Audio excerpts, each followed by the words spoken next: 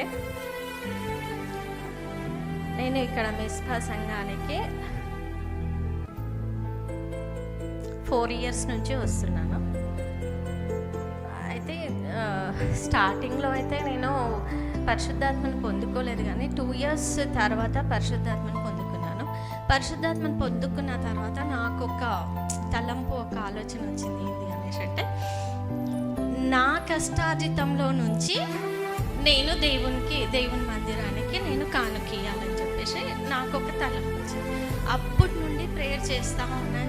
దేవా, నాకు ఏదైనా ఒక బిజినెస్ తలంపు ఇవ్వండి, నాకు ఏం బిజినెస్ చేయాలో కూడా నాకు తోచట్లేదు ప్రభువా, మీరే నాకు ఒక ఆలోచన ఇవ్వండి అని చెప్పేసి దేవుని దగ్గర ప్రార్థిస్తూ ఉన్నాను. అయితే అలా ఒక సంవత్సరం గడిచిపోయింది.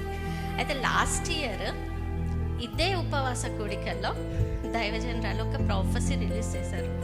అదేంటంటే, రాబో దినములలో అనేకులు, మన సంఘంలో ఉన్న అనేకులు వ్యాపారాలు, బిజినెస్లు మొదలు పెట్టబోతున్నారు అని చెప్పేసి ప్రాఫెసీ రిలీజ్ చేశారు.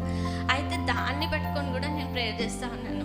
ప్రభువా, మరి దైవజనరాలు ఇలా చెప్పింది, మరి నేను ఏం బిజినెస్ చేయాలో మీరే నాకు ఆ తలంపు ఇవ్వండి, ఆ జ్ఞానం ఇవ్వండి అని చెప్పేసి నేను ప్రార్థిస్తున్నప్పుడు నవంబర్ మంత్లో దేవుడు సడన్గా ఒక తలంపు ఇచ్చాడు.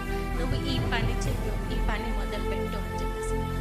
ఆ క్షణంలోనే నేను అది ఇంప్లిమెంట్ చేశాను.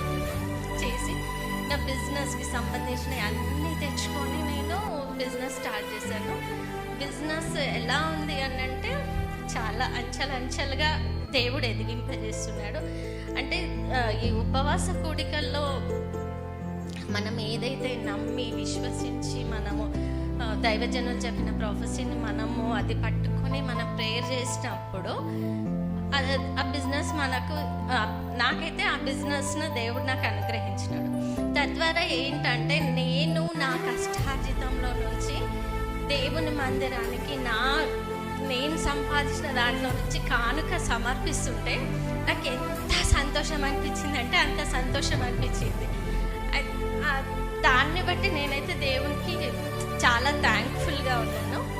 నా గురించి ఇంకా ప్రేయర్ చేయండి. అంటే నా ఈ చిన్న సాక్ష్యం దేవుడు దీవించింది. దేవునికి మహిమ.